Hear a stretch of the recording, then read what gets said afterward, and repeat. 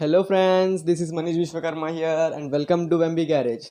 दोस्तों, कल के लेक्चर में हमने क्लियर किया था क्लासिफिकेशन ऑफ सॉलिड्स। इसमें हमने पढ़ा था क्लासिफिकेशन ऑफ सॉलिड्स में अमॉर्फस सॉलिड्स के बारे में एंड क्रिस्टलिन सॉलिड्स के बारे में हमने डीपली पढ़ा था उनको। एंड आज की क्लास में हम पढ़ेंगे क्रिस्टलिन सॉलिड्स को, जिसमें हम क्लासिफिकेशन ऑफ क्रिस्टलिन सॉलिड्स को पढ़ेंगे। तो आप देख सकते हैं आज की क्लास में हम क्लियर करने वाले हैं हमारा टॉपिक सॉलिड स्टेट्स में क्लासिफिकेशन ऑफ क्रिस्टलिन सॉलिड्स। तो दोस्तों, क्लासिफिकेशन ऑफ क्रिस्टलिन सॉलिड्स जो होती है, इसे हम किस बेसिस पे क्लासिफाई किया जाए, ये आपका पहला डाउट होगा। तो इसे क्लासिफाई करने के लिए आपके पास में एक बेस्ट जो फंडा है वो है फोर्सेस ऑफ अट्रैक्शन। जो हमारे पास कांस्टेंट पार्टिकल्स होती हैं, आप देख सकते हैं पिक्चर, जो हमारे पास कांस्टेंट पार्टिकल्स होती हैं वो आयन्स हो सकती हैं, वो हो सकती हैं मॉलिक्यूल्स हो सकती हैं, या फिर वो कोई एटम्स हो सकती है। इनमें से कुछ भी हो सकते हैं कांस्टेंट पार्टिकल्स, जो माइनर, जो सबसे लीस्ट, मतलब जो एक बेसिक चीज़ होती हैं एक यूनिट सेल या फिर एक लैटिस बनाने के लिए। वो हम आगे पढ़ेंगे लैटिस के बारे में, और further coming up future topic है। तो दोस्तों, मैं ये बात आपको पहले बता देना चाहूँगा कि हमारे चैनल में वो केमिस्ट्री एंड फिजिक्स की टोटल कंटेंट मिलेगी। पहले मैं फर्स्ट वीक टोटली पूरा केमिस्ट्री का क्लियर करूँगा एंड उसके बाद हम पढ़ेंगे फिजिक्स के। तो दोस्तों, अब हम देखते हैं classification of solid crystalline solid जो है वो किस बेसिस पे किया जाता है। आपको पता चल गया है, वो है फोर्सेस ऑफ अट्रैक्शन, जो कि कांस्टेंट पार्टिकल्स में होने चाहिए। तो आप देख सकते हैं क्रिस्टलिन सॉलिड जो है वो 4 टाइप्स में डिवाइड किया गया है। आप देख सकते हैं पिक्चर में क्रिस्टलिन सॉलिड्स को 4 टाइप्स में डिवाइड किया गया है, जो है ionic solids, covalent solids, and thirdly है हमारा मेटालिक सॉलिड्स, एंड फोर्थली हमारा मॉलिकुलर सॉलिड्स। आप देख सकते हैं टोटली 4 टाइप्स में डिवाइड किया गया है, जो कि इनके क्लासिफिकेशन है। तो हम हर एक को इंडिविजुअली पढ़ेंगे। आज की क्लास में हम इतना ही पढ़ेंगे एंड नेक्स्ट क्लास में हम पढ़ेंगे lattice, crystal lattice and unit cell के बारे में, जो कि बहुत ही अच्छा टॉपिक है। फर्दर इसमें बहुत सारे लोगों को प्रॉब्लम होती है, बट हम इसे बहुत प्यार से और आसानी से पढ़ेंगे। तो दोस्तों, आज हम देखते हैं इस वीडियो को। चलिए, आज की क्लास में हम क्लासिफिकेशन ऑफ क्रिस्टलिन सॉलिड्स में आयोनिक सॉलिड्स को पहले क्लियर करते हैं। तो आयोनिक सॉलिड्स आप देख सकते हैं पीछे ब्लैक बोर्ड में हम दिख रहा होगा स्क्रीन में। तो मैं अपने आप लोग तो सेट कर लेता हूँ, एक minute, screen select. Okay guys, तो आयोनिक सॉलिड्स को हम क्लियर करते हैं अभी। So let's see ionic solids. आपको आयोनिक सॉलिड का नाम से समझ में आ रहा होगा कि आयोनिक सॉलिड्स में आपको आयन्स के बारे में मैक्सिमम पढ़ाई करनी होगी, जिसमें आपको कांस्टेंट पार्टिकल्स जो होती हैं, जो बेसिक पार्टिकल्स होती हैं, इसमें वो आयन्स होती हैं। अब आपको मोस्टली बहुत लोगों को पता नहीं होता कि आयन्स क्या होती हैं। आयन्स भाई दोस्तों, ये 2 प्रकार की होती हैं। जो एक होती है कैटायन, जो कि पॉजिटिवली चार्ज होती है, और एक होती है एनोयन, जो कि नेगेटिवली चार्ज होती है। हमको मोस्टली ये जानना चाहिए कि एनोयन जो होती है वो साइज में बहुत बड़ी होती है, इनक्रेडिबली नोइंग, मतलब कंपेयर विथ, अगर कैटोन से कंपेयर करें तो उससे बहुत ज़्यादा बड़ी होती है एनोयन। तो आपको इसमें पढ़ने पड़ेगा कि आयोनिक सॉलिड जो होती है, इसमें फर्स्ट पॉइंट जो आ जाता है वो है कि इनको कांस्टेंट पार्टिकल तो आप जान ही चुके हैं। अब दूसरा पॉइंट आप जान लीजिए कि ये जो मतलब क्लासीफाई की गई है वो इलेक्ट्रोस्टैटिक फोर्सेस की वजह से, फोर्सेस ऑफ अट्रैक्शन की वजह से इसे क्लासीफाई किया गया है एज अ क्रिस्टलिन सॉलिड। ये पहला पॉइंट आपको हो जाता है, इलेक्ट्रोस्टैटिक फोर्सेस की वजह से आपको ये क्लासीफाई होती है क्रिस्टलिन सॉलिड्स में। एंड इनमें जो बॉन्ड होती है, electrovalent bond, atomic bond are present between cation and, इनमें जो बॉन्ड होती है एनायन और कैटन के बीच में, आयन्स जो है एक्चुअली है ना, तो इनमें जो एक फोर्सेस होती है, मैं बोल दिया इलेक्ट्रोस्टैटिक फोर्स होती है, लेकिन इनमें जो बॉन्ड होती है वो इलेक्ट्रोवैलेंट बॉन्ड होती है या फिर एटॉमिक बॉन्ड होती है। ये दूसरी पॉइंट आपको मिल जा रही है इसमें। एंड थर्ड पॉइंट, इनके जो कांस्टेंट पार्टिकल्स होती हैं वो आपको बता ही चुका हूँ। कांस्टेंट पार्टिकल जो होती हैं कैटन एंड एनायन होती है, आपको जान चुके हैं। They are held between 3D structures of cation. ये जो होती हैं, ये आयोनिक सॉलिड्स होती हैं, ये बहुत ही हार्ड होती हैं। क्यों हार्ड होती है? क्योंकि इनमें जो 3D अरेंजमेंट है इनकी, आप देख सकते हैं पिक्चर एनिमेशन में कि ये जो 3D एनिमेशन, 3D इनकी अरेंजमेंट जो होती है आयोनिक सॉलिड्स की, इसके कारण ये बहुत ही ज़्यादा कैटायन्स की ही मोस्टली होती है। जो 3D एनिमेशन वो कैटायन की होती है इसमें, तो इसकी वजह से ये बहुत ही ज़्यादा हार्ड होती हैं। दोस्तों, इसी के साथ हम चौथे पॉइंट को भी क्लियर कर चुके हैं। अब हम पढ़ते हैं इसके 5th पॉइंट को। अब दोस्तों, हम इसके 5th पॉइंट को पढ़ेंगे। ये जो होती है हार्ड, वे बहुत ही हार्ड होती हैं, बट इनमें जो ब्रिटलनेस थोड़ी सी आ जाती है। क्यों आ जाती है इसको हम बताता हूँ। इनमें जो हार्ड है वो because of their geometrical arrangement, इनकी जो ज्योमेट्रिकल अरेंजमेंट है, इनके कारण इनमें जो ये हार्ड तो होती हैं बट थोड़ा सा ब्रिटल होती हैं। आप केमिस्ट्री में मोस्टली टर्म्स देखेंगे कि हार्ड, ब्रिटल।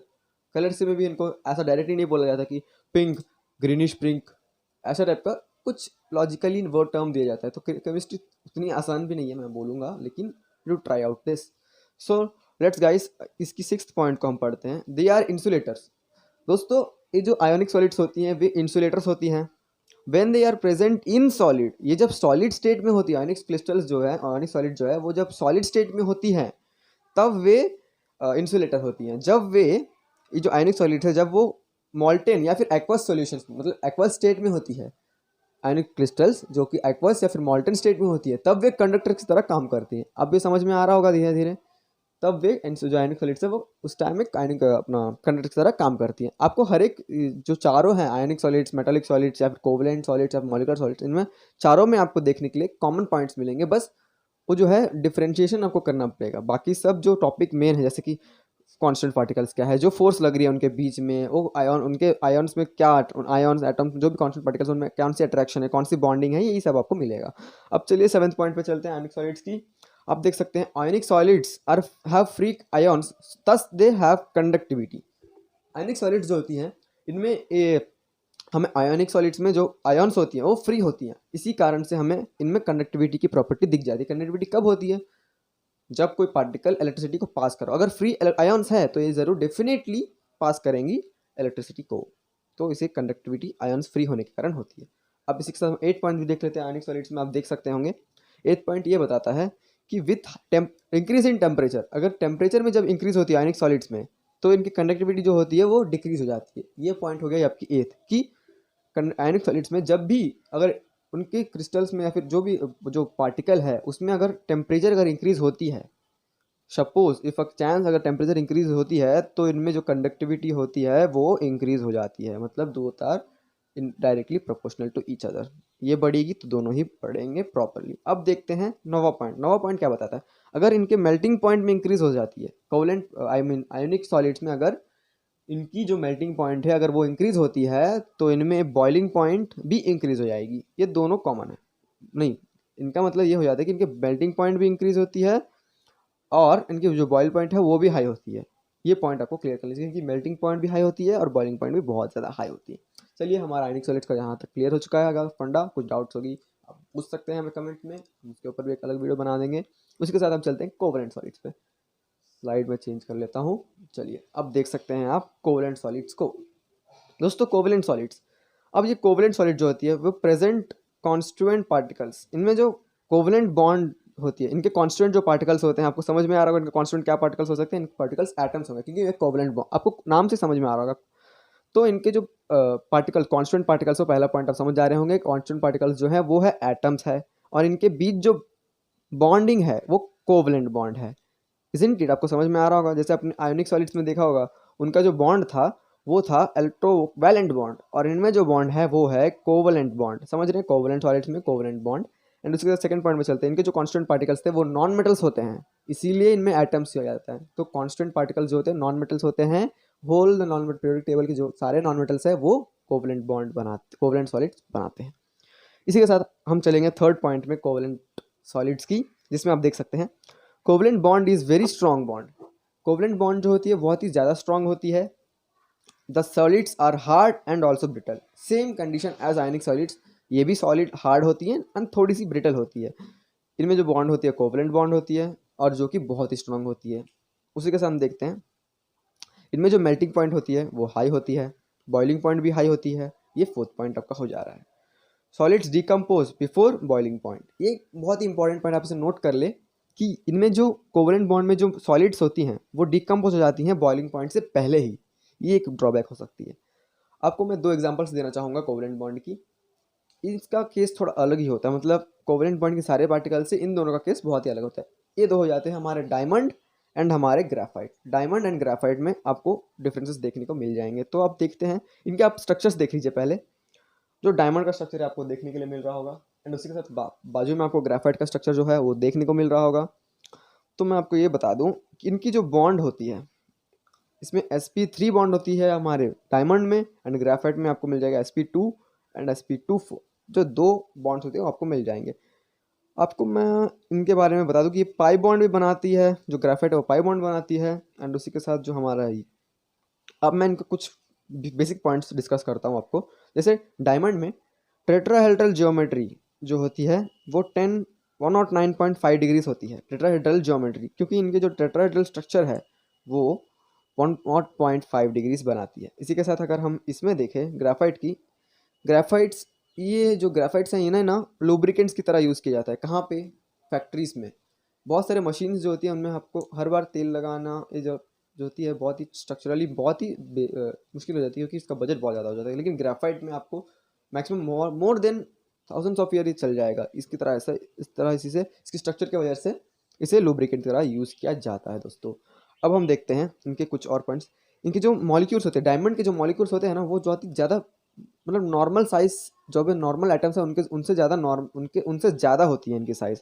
इसलिए इनके जाइंट मॉलिक्यूल के साइज़ की वजह से बहुत ही ज़्यादा हार्डेस्ट सब्सटेंस की तरह से काम करते हैं, जो इसीलिए डायमंड बहुत ही ज़्यादा हार्ड होती है दोस्तों। इसके साथ हम दूसरा पॉइंट पढ़ते हैं, because of number of free electrons.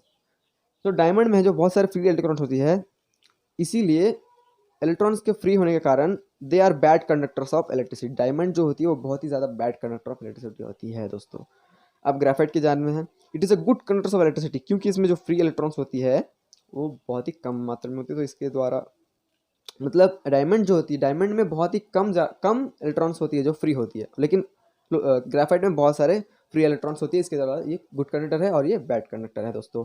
अब चलिए हमें नेक्स्ट बढ़ना चाहिए, जो कि है हमारा covalent metallic solids. Metallic solids के बारे में जानते हैं दोस्तों इस वीडियो में। चलिए देखते हैं मेटालिक सॉलिड्स को। मेटालिक सॉलिड्स में जो बॉन्ड कांस्टेंट पार्टिकल्स होती हैं दोस्तों, उनमें हमें आपको मिल जाएगा metallic bond act as an force of attraction between the metal atoms. ये जो होती है दोस्तों, ये मेटल्स के बीच में होती है। जैसे हमारी कोवलेंट बॉन्ड थी वो नॉन मेटल के बीच में थी, तो मेटालिक सॉलिड्स में मेटल्स में होती है जो मेटल एटम्स, मतलब इसके कांस्टेंट पार्टिकल्स जो होंगे वो होंगे एटम्स दोस्तों। आपको ये समझ में आ रहा है, एटम्स होंगे। उसी के साथ हम देखते हैं इनमें जो बॉन्ड होती है वो मेटालिक बॉन्ड होती है दोस्तों, जो कि इंटरमोलिकुलर फोर्सेस होती हैं वो मेटालिक होती है। अब metals are highly electropositive atoms. Metals are highly electropositive atoms and can easily lose their valency electrons. Metals are highly electropositive. इसमें जो metals होती हैं वो highly electropositive होती है, मतलब एंड ये easily आपका इलेक्ट्रॉन्स लूज कर सकते हैं। आपको ये समझ में आ रहा है, जब अगर मेटल्स लूज इलेक्ट्रॉन करे तो उनमें जो नंबर ऑफ इलेक्ट्रॉन्स होगी वो फ्री होंगी, है ना। तो अगर फ्री होंगी तो वे बहुत ही ज़्यादा गुड कंडक्टर ऑफ इलेक्ट्रिसिटी हो जाएंगी दोस्तों। तो ये थर्ड पॉइंट आपको हो जाता है कि फ्री इलेक्ट्रॉन्स के कारण मेटालिक सॉलिड जो होती हैं बहुत ज़्यादा गुड कंडक्टर्स ऑफ इलेक्ट्रिसिटी होती है दोस्तों। Initially on increasing the temperature, अगर हम स्टार्टिंग से अगर मेटलिक सॉलिड्स की टेम्परेचर को इंक्रीज कर दें, the electron movement will be high, मतलब जो इलेक्ट्रॉन की मूवमेंट होगी वो बहुत ही ज़्यादा हाई हो जाएगी। And conductivity will also increase. अगर फ्री इलेक्ट्रॉन्स की तरह से इलेक्ट्रॉन अगर ज़्यादा मूव करने लगेगा, उसकी अगर काइनेटिक एनर्जी अगर ज़्यादा हो जाएगी तो कंडक्टिविटी भी ज़्यादा हो जाएगी दोस्तों, क्योंकि इलेक्ट्रिसिटी ज़्यादा फ्लो करने लगेगी। तो आपको ये फोर्थ पॉइंट समझ में आ रहा है, increase in temperature increases the conductivity and increases the movement of electron. उसी के साथ फिफ्थ पॉइंट, ये बहुत ही ज़्यादा हार्ड होती हैं, but not every element every metal. आप देख लें, हर एक मेटल श्योरली नहीं हो सकती हार्ड, ये आपको समझना होगा। अब देखते हैं, they are malleable and ductile. ये इनमें जो मेटालिक सॉलिड्स में जो होती है, जो प्रॉपर्टी होती है, जो मेलेबल मतलब इनको थिन शीट्स में आप बना सकते हैं, और डक्टाइल से आप इनको बहुत ही छोटे छोटे पार्टिकल मतलब थिन चेन्स जो बनती है उनसे बना सकते हैं। मेलेबल मतलब आपको इनको पिघाल सकते हैं, है ना। तो मेटालिक सॉलिड्स में ये प्रॉपर्टी बहुत ज़्यादा अच्छी दे दी है। एंड ये गुड कंडक्टर्स होते हैं, आपको जान ही चुके हैं। एंड मेटालिक सॉलिड्स में आपको 8 पॉइंट जो मिल रहा है वो मिल रहा है, metals have lusters and are coloured because of free electrons. आपको मेटल्स बहुत सारे कलर्ड मिल जाएंगे, जैसे आयरन हो गया, उसकी जो ब्लैकिश ब्राउनिश कलर होती है वो इसलिए होती है क्योंकि उसमें लस्ट्रस प्रॉपर्टी होती है दोस्तों। ये बहुत ही ज़्यादा चमकती हैं और इनमें फ्री इलेक्ट्रॉन्स के कारण ही इसमें कलर आपको दिखती है। मेटल्स में क्यों दिखती है फ्री कलर्स, दूसरे दूसरे डिपेंड्स करके, क्योंकि इसमें जो होती है वो इलेक्ट्रॉन्स फ्री होती है, इसीलिए इनमें कलर्स दिखती हैं। ये आपको 8 पॉइंट्स मिल जाएगा दोस्तों। मेटल्स में आपको मैग्नेटिक प्रॉपर्टीज मिल जाएगी। आप देख सकते हैं बहुत सारे मेटल्स में मैग्नेटिक प्रॉपर्टी मिलती है, जैसे आयरन ही हो गया, समझ लीजिए मेटालिक प्रॉपर्टी है, मैग्नेटिक प्रॉपर्टी है इसमें।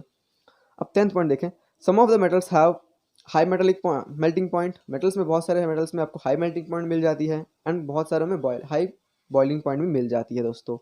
इसके साथ 11th पॉइंट हम देखते हैं, इनमें जो मेटालिक सॉलिड्स होती हैं इनमें हाई डेंसिटी होती है। आप देख सकते हैं इसका बहुत ही ज़्यादा मास होता है दोस्तों मेटल्स में। क्यों? इनमें जो फ्री इलेक्ट्रॉन्स होती है बहुत ज़्यादा भारी होती है दोस्तों, इसीलिए हमें इसमें हाई डेंसिटी दिख जाती है, इसमें हाई डेंसिटी की प्रॉपर्टी दिख सकती है।